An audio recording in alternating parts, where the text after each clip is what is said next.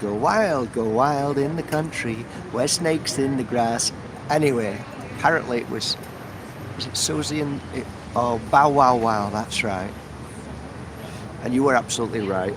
I am rubbish at remembering who the singers were. I remember the songs. I can sing many, many songs just like you. When we were kids, we had a player, and the needle would drop on and would listen. It'd go to the end and go back again, and you could press repeat. And there was many records that I listened to on repeat, but one such record when I was with my friend Vince O'Donnell, we were listening to it. It had just come out, and it blew us away. We were like totally gobsmacked by the words. It was just so many words in a song. And I said to Vince, I bet I could learn all these words. And he says, I bet you couldn't. And I said, I bet you for 10p I could. I bet you I can learn these words in one night. And he laughed. He says, no, you couldn't. And I said, 10p. Okay. The next day he came, and I put the record on, and it went like this. Dun, dun, dun, dun, dun, dun, dun, dun, dun, dun, dun. I said, a hip hop, the hip hip hop, you don't stop the rugged to the boogie. Say, out jump the buggy to the rhythm of the boogity beat. I see what. So I sang all this Rapper's Delight right the way through, and he had to give me 10p. Now, what does that tell you? If you really want to learn something, it wasn't about the 10p. It was about the excitement and the willingness, your own willingness to want to learn something. I was shit at school, and the reason why I was shit at school is because there was nothing at all that gave me joy in my heart to listen to. I didn't want to listen to Mao Zedong. I didn't want to hear about World War II. I didn't want to. I guess the only thing that I can do was something that Miss Nixon shared with us, which was about a man that was called Rasputin. You might have heard the song Ra Ra Rasputin, Russia's greatest love machine. I don't believe that neither. My soul didn't believe anything. And as you get to a point in life, as you get older, you realize that everything that was taught at school was a lie. And that it wasn't that you were bored, it was just that your consciousness realized that this is bullshit. This is lies. All of it is lies, manipulated by the very people who won wars. It's just lies. And it's subjective. All of it is. Because how many people are now talking about World War II? How many people are talking about, we were taught Hitler was blown up in the bunker and they got his skull, and we know it was him, and of course now we realize it's all bullshit. In fact, the skull was a woman's skull. It was all lies. And in fact, we start to realize now that he was alive, and he left Germany and he ended up in Argentina, where he went through Spain or wherever it was, and now all of a sudden we're listening to that. I'm listening to it and like paying attention to that and realizing all of these Germans that left either went to work for America as their scientists called NASA. And now I'm listening to these things thinking, why am I listening to these things? Oh, you're a conspiracy theorist. No, that's not true at all. I'm listening to them because this is truth, and my consciousness feels it and knows it and pays attention to truth. Thus, when you hear things and you pay attention to it, that is your consciousness saying this is true. You can smell bullshit a mile because your consciousness says, the guy's full of shit. I'll give you a great example. I've met healers. Somebody asked me yesterday, why don't you interview healers, loads of healers around the world? Why aren't you friends with other healers? And I said, because you won't want to know. You know, I could write a book about other healers. When I first started this field of work, I had no idea what healing was. I had no idea who healers were. I had no idea what spirituality meant. I didn't know what spiritual people were. And let me tell you, I was in for a great shock. I realized that there's such manipulation, there's such dark energy that infiltrates this spiritual so-called world. These influencers who tell you that you need to listen to them.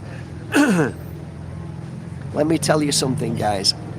I've been with shamans, and I've realized that I've worked with shamans, and I started recognizing things that,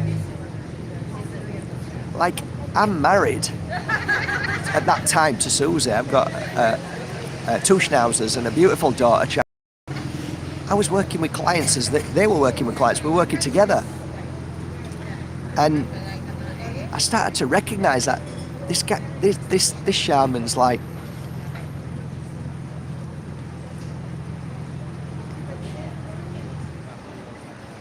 why is it that women, not so fantastic looking, right? I know a good looking guy when I see one, like, why is women so drawn in a hypnotic way to him? I'm healing just like he's healing.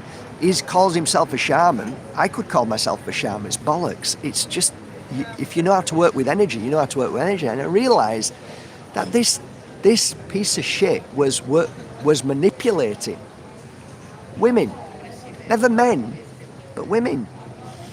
So, and you know, within maybe 2 years of understanding this, not really grasping it to a degree that my mind was saying, no, don't be stupid, Mark. This is a healer. This is what people come from all over the world to listen to, see this guy.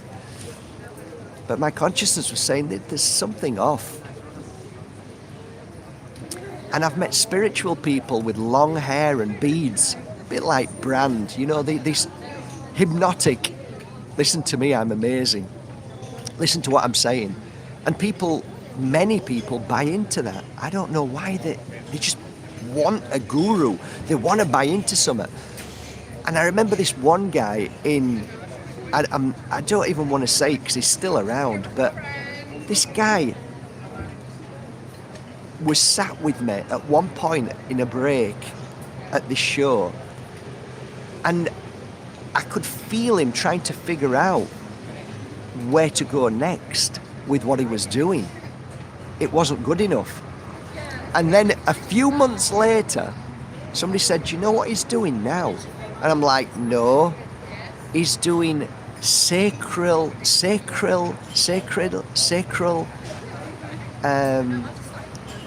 like sacral sex or something like that. And like 20 years ago, this wasn't even heard of. But this is when it all started. And I realized the lengths that look, anybody has, anybody can be a healer. Some know and understand energy more. People, I don't know whether it's a gift or I don't know. I feel whatever it is,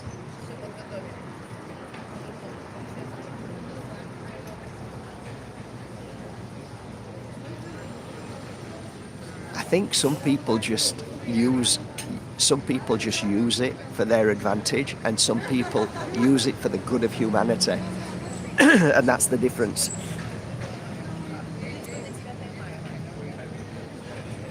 So he fulfilled his dirty addiction, which obviously was sex, in a way that he encompassed it. He's put it into a bubble of spirituality. And what I noticed with this guy is that every time he did a show, he ended up taking a woman's telephone number and having a relationship with them, albeit it was a short one, fulfilled the man, and then the woman was left standing and lost for a long, long time thereafter. I knew psychics who did this, because it's a bit like when somebody's in a lost place, they really truly are vulnerable, very vulnerable. And if you can't feel that, and if you can't empathize with that, then you're a bastard.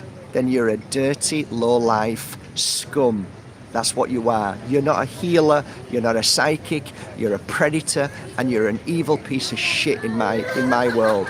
So, I'm sorry I'm swearing, but this is that you ask me why, many people ask me why, I'm very much a loner in the spiritual world. This is just a fragment of what I can share with you about the so-called spiritual world, which has been hijacked by absolute demons. And it's horrible. It's awful. To me, it's like a spiritual rape. That's what it is. And when I worked with these people, I was so in shock that my mind was saying, no, this isn't possible. They're not doing this. And my soul were feeling sick when I was next to them. And my mind was trying to speak to them. Not my soul, my mind was trying to understand what they were doing and why. I understand sometimes when people are at the lowest and they haven't got anything and then they start taking advantage of others. That makes sense. You're a piece of shit, really. And I know why you're doing it. But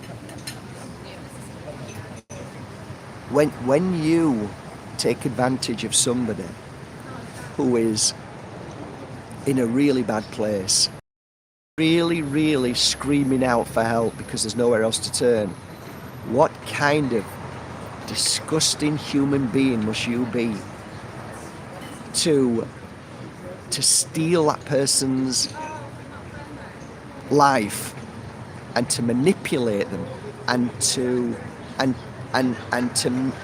not give them their power back and not lift them up inside so that they walk out of that room and they're strong again? What kind of monster manipulator must you be? And there's a lot of them in this field of work. You all right there, babe? You don't seem to be comfy. Why don't you sit down for 5? Chill. Sit down. Yeah, relax. It's all good, baby. Sit down. It's okay. It's all good. I have to give her a comb in a minute. I haven't combed her yet. Okay, so yeah, I'm sorry I swear a lot. I never used to swear at all. In fact, I never swore once when China was in my life. From 0 to 18, we never swore. These past 5 years, guys,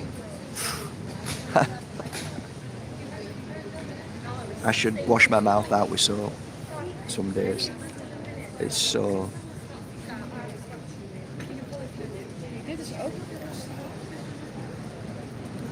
So, you know, the most beautiful thing in the world is when somebody comes up your stairs. Like, I always remember being in Tickle Pink, and I had a little room up the stairs, and people used to come up them stairs, and I could feel what was happening as soon as they got to the top of the stairs. And my consciousness kicked in. How can somebody stand there and when somebody walks up the stairs, they can feel how vulnerable that person is, and now they're thinking about how they can take advantage of them? What kind of piece of dirt is that? And thus I kept myself to myself. I didn't go and visit spiritual groups. I didn't. Every time somebody said to me, "Oh, I know another healer," you want like, "Oh yeah, I know. What do you do for a living?" "Oh, I'm a window cleaner." "Oh, funny you should say that. I know another window cleaner. You two need to get together." It's like, no, I don't need to get together with another psychic. No, you're all right, pal. I don't need to know. Why not? You're meant to be spiritual. Oh, I don't want to explain why. I don't want to try and explain why, but I just want to keep myself to myself. Now you know why, guys. The bitchiness, the ego in spirituality is rife, and it's never got any better, ever. I actually just met one of my clients now from 20 years ago, and we give each other a big hug right now. She doesn't speak English, and whenever I gave her a reading, she brought Cecilia, who would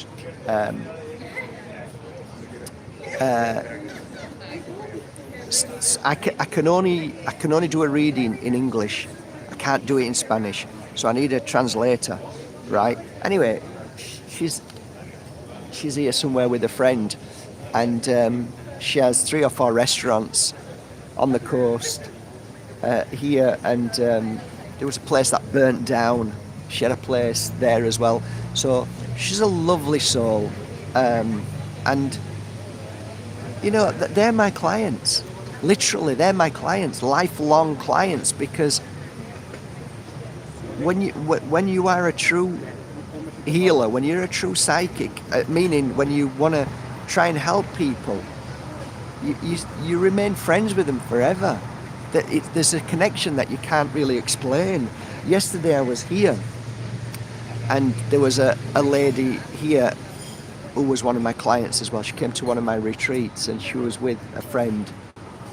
And you know, her story is beautiful, and via my my angel cards, I didn't know who she was. The first night that I would introduce myself and give a talk on the first night of the retreat, what I used to do is put an angel. I have angel cards. I created my own angel cards, and what I used to do is put one underneath everybody's chair.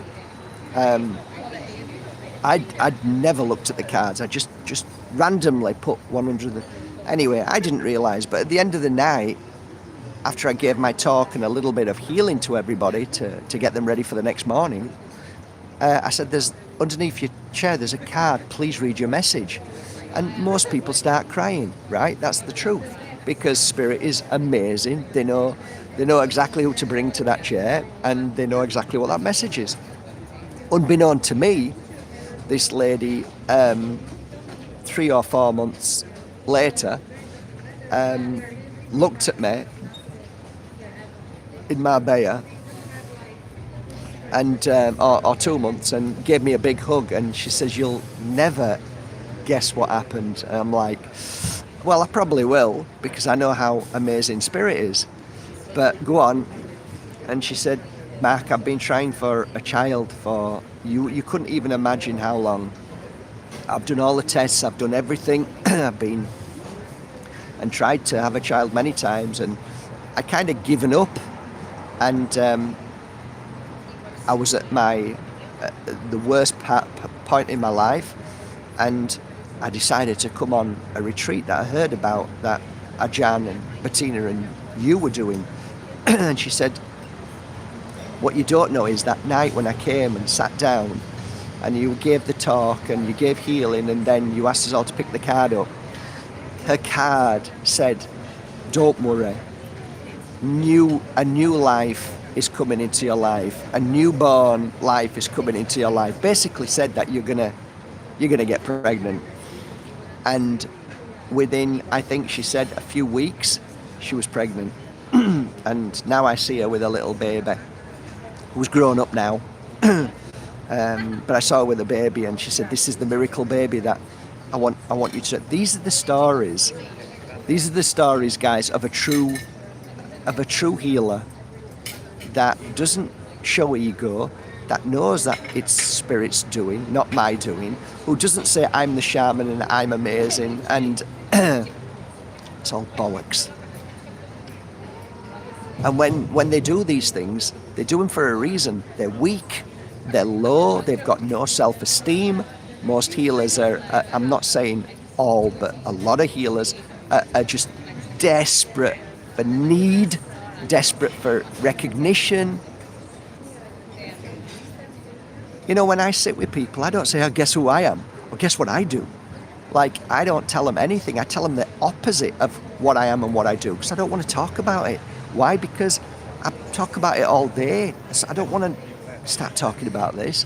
And then you meet healers who talk about how many angels they have around them all the time, and that they work with the greatest of archangels, and I just stop. is this the world where we'll, you know? So you work with a, you know, I've sat, you know, please go and meet this guy, Mark. Please, you know, I want you to meet. I don't want to meet this guy. I don't want to meet him. Please, for me. So I ended up going to meet whoever it was, a guy who claims to be a. I remember going to Malaga way and meeting this guy with a big long beard, claims to be a wizard. What a fucking joke that was. Again, I could name you tons. Starts telling me that I should not be doing any kind of difficult work. And I said, what are you on about? If you need to call me if you're doing any difficult work. Why? Because I work with the biggest fairies. I work with a king fairy. I work with a king goblin.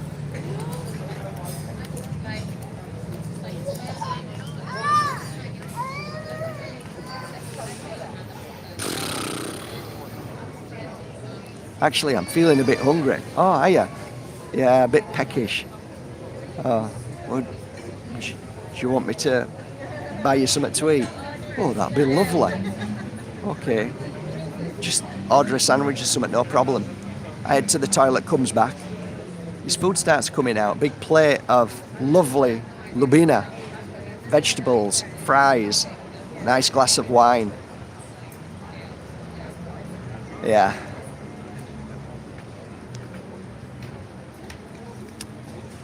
Yeah.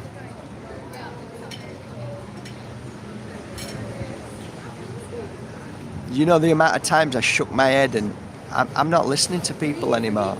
I used to come home, so you're just not going to believe what kind of creature I've just met that claims to be this and claims to be that.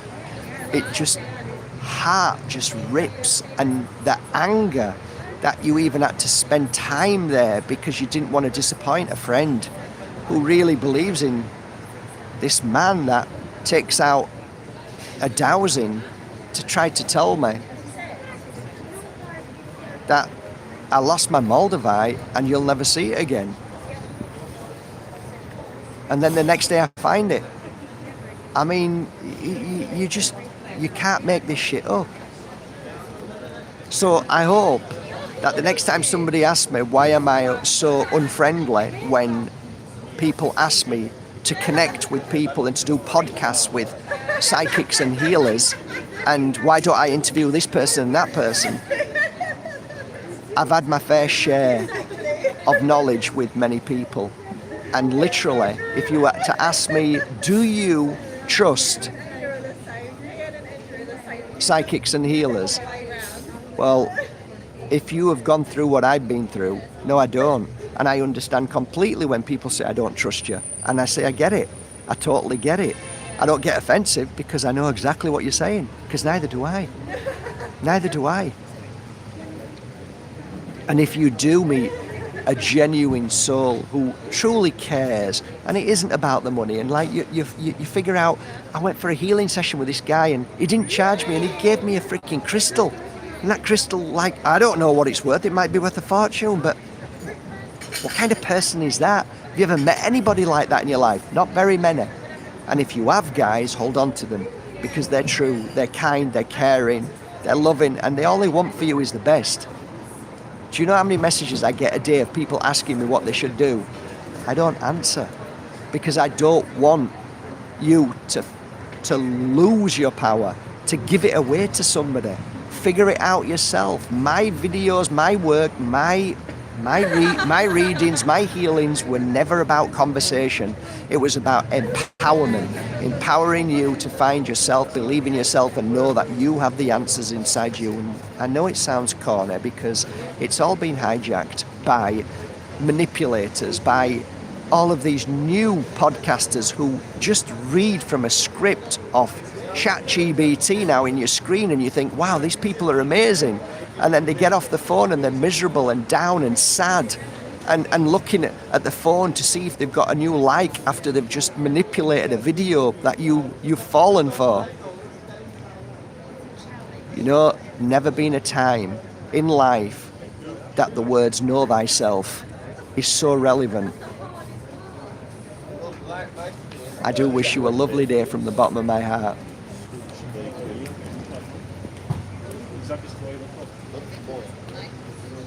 I know it's corny and everybody's saying it now, but you absolutely are the answer. And the mirror is what you need to look at every day and figure yourself out and enjoy your life and do your best. Be kind and caring and stop looking at the bullshit on the screen. Stop getting involved in the suffering and the beating. Just get on with your life and shine your light and be as good as you can to your fellow friends that need help. And don't push, don't force. If somebody is coming for your help with love, give them that love and also give them their power back.